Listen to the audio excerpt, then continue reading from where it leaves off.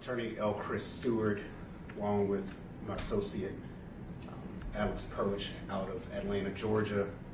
We are being supported by Sam Mannion and Ramsey Chu of Wapner Newman out of Philadelphia. And we are proud to represent Lawrence and Abbey Butler, parents who have suffered a tragedy that is hard to put into words. Not only having suffered the loss of their son, but to have both funeral homes involved create such a horrific tragedy is a thing of nightmares. As you have seen from the lawsuit filed today in Philadelphia, they lost their son, Timothy, in Georgia. The body was then shipped by Southern Cremation Funeral Home up to Philadelphia. Philadelphia Funeral Home was Nix and Nix, which was involved in the matter. Nix and Nix, responsible for providing the personal items to his parents, had them come to the funeral home. All of the personal effects were laid out on a table, including an unmarked white box. The items were given to the family and they were taken home, for them only to discover days later that there were remains in that white unmarked box.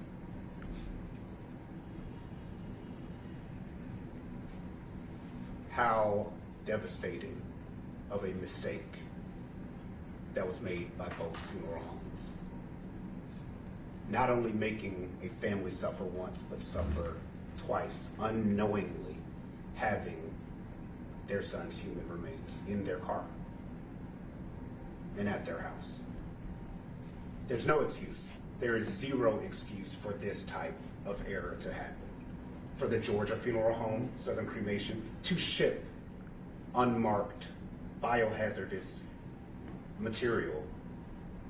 For the funeral home here in Philadelphia to hand the parents an unmarked box, not examined, not on the list, the inventory list of personal items, to not check it, and to give it to his family members who later discover on their own what is contained in it. As you can see, his parents have been trying to deal with this, have suffered tremendously. The horrific and graphic details of what occurred in those few days of figuring out that they even had the remains by the car starting to smell from the box being in it, because what was happening was the box started leaking in their vehicle. We won't go into detail to save Mrs. Butler's heart and Mr. Butler's heart even more, but you'll see it throughout the litigation of this case. And they have come forward today to stand up for all of the other families out there so that this doesn't happen again.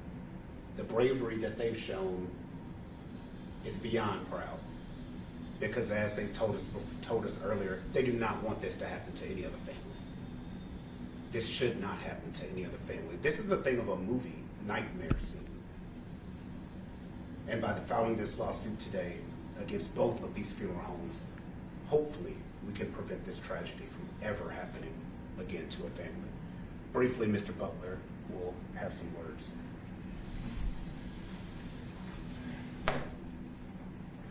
Yes, it was, and it is still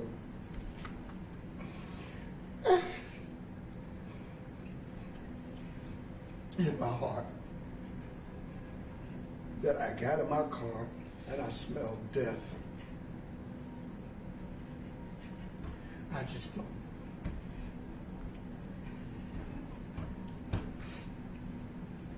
Again, as our attorney said, we just pray that this doesn't ever happen to anyone else again. And it's just, I had to get rid of that car. I just couldn't stand the idea that the remains was in that car.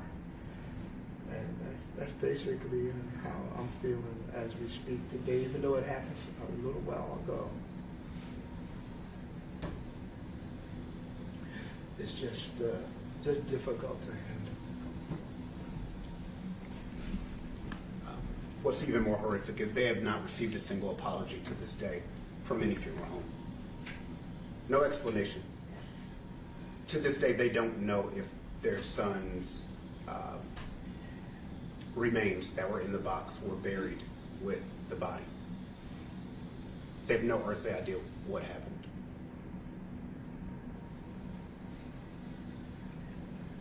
So we'll get them answers in this matter. With the exercise of reasonable care, this incident was both avoidable and preventable. We've put together a coalition, a team that will get justice for the Butlers. Thank you. Brief questions. Ms. Butler is not going to be speaking today. The strength that she showed today and even coming is admirable. I would ask a question of Mr. Butler. You talked about this happening a little while ago. Clearly, it's still something that impacts you both present day. Can you, if you don't mind coming to the podium, just speak to the shock of discovering what was in the box, and how are you feeling about those situations as it stands today as well? It really, to find out that it was his remains was just overwhelming, just even to this day, that they could do that. And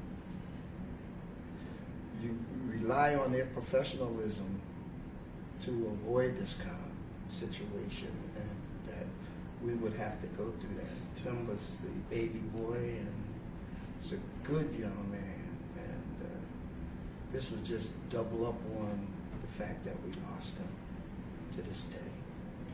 Mr. Butler, can you tell us anything else about your son and what you hope this lawsuit accomplishes? What we're hoping is that, excuse the expression, that they learn a lesson that you have to take care, especially at a time when you're grieving and you really depend on them to get you through. And then to find out that they did not take the care to at least know what they were sending to us. I mean, it happened in Atlanta. My wife was just adamant that the body be brought back to Philadelphia, because we're from Philly, that he be buried here, which he was at the Washington Crossing National Cemetery. He was a veteran, okay? And so we just trusted them to do what we thought should be done correctly, and this was not done correctly at all. We're going to let Ms. Butler step out. Okay, yeah, absolutely. Would you guys mind sharing any information about what the process is? Where was the brain supposed to be, and why was it? Yeah, that's why I wanted Ms. Butler to step out so she doesn't have to keep hearing it again and again. But inside this box was Timothy's brain. That is insanity. That we have met with multiple funeral homes discussing the proper procedures, how things work. There is at no point where the brain is separated from the body in that fashion and shipped in that fashion. There is no reason or justification for the brain to have been put in a separate box, an unmarked box, and shipped the way that it was. There is no justification for a human brain to be put with the personal effects of the deceased and not inspected before giving it to the family. I mean, Nix has an inventory list of what personal items are. There was no white box on that list. We have a copy. There's no white box on the list. Why would you give this to them? and for the brain to be sitting in his vehicle for days, starting to smell like death. And then when he picked it up, there's fluid all over his hands, which was brain matter, is insanity. And for the box to be moved to the house because they didn't know what to do with this is one of the most horrific cases that I've ever had. And I've had a lot of horrific cases. Question for you, question, Ms. Butler. Can you just slowly walk us through again the chronology of the things? So, Yes. The death was November 15th, and the chronology of when was the funeral, when was the stuff picked up? Yeah, we can give you a broad overview. After Timothy passed, the Georgia Southern Cremation was hired. After Southern Cremation was hired, of course, when the body is being transported back here to Philly, they have to hire a local receptor of that, which was Nix and Nix. The body was transported, I believe, around the 20th to Philadelphia. Nix and Nix received it. They invited the family up there to receive the personal items and view the body, which they did. On the funeral director or funeral manager's table were all the personal items, including this box, which had been transported with the body. Miss Butler actually opened the box in front of the staff of the funeral home and was trying to open this box not knowing what was in it. Nobody could get the box open. So imagine that. The mother is trying to open a box with her child's brain in it, and no one knew. They didn't think to call Southern Cremation to figure out what had happened. And they let him leave with the box. 3 to 5 days later, they started noticing the extremely strong smell in the vehicle, which Mr. Butler noticed smelled like death. He then brought the box inside the home, not knowing what to do. We will go into detail later, but we received information from the Georgia funeral home after he complained that that was the brain. And some mistake had been made shipping it or sending it, or it should have been labeled. It wasn't labeled, but it never should have been given to them. At that point, they reached out to my law firm, not knowing what to do. And we had them return the brain back to Nix and Nix.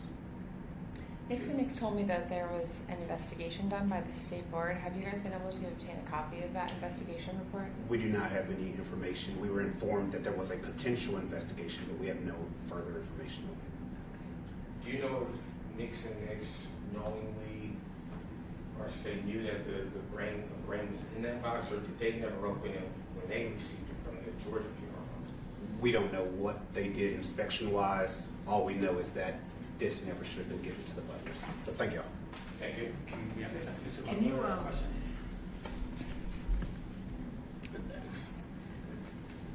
Still, and no clear answer on why the brain was ever separate from the body. None. Were you able to determine if there are other incidences of this happening, either with Nix and Nix or other firms? How regular this? We have not. It's extremely concerning that the brain would have been separated like that, and we have no reason. I believe that in an official investigation, hopefully we'll get answers. You mentioned the lawsuit filed today. This was filed 2 weeks ago, according to the court document. Yeah, the updated lawsuit was filed today. Would you mind if we shut that as well also? And Mr. Butler, are you able just to tell us a little bit about your son? I'm sorry. Are you able to just tell us a little bit about your son and what was he doing, what he liked, just so we, more than just this incident? Well, Tim, he played on his elementary school football team. He went to Central High School here in Philadelphia before transferring to Simon Gratz. We tried to lean him toward Bethune-Cookman, but he chose the United States Marine Corps. Mm-hmm. And subsequent to that, when he got out of the Marine Corps, He was a financial aid director for several schools, starting at Lincoln Tech here in Philly. And the guy liked him so much that when he got transferred to Atlanta, he invited Timothy down to Atlanta. And Timothy was actually running the financial aid department down there. And he had several schools in the Atlanta area that he chose to work in the financial aid department until his passing. How old was he when he passed? I'm sorry, How old was he? 56.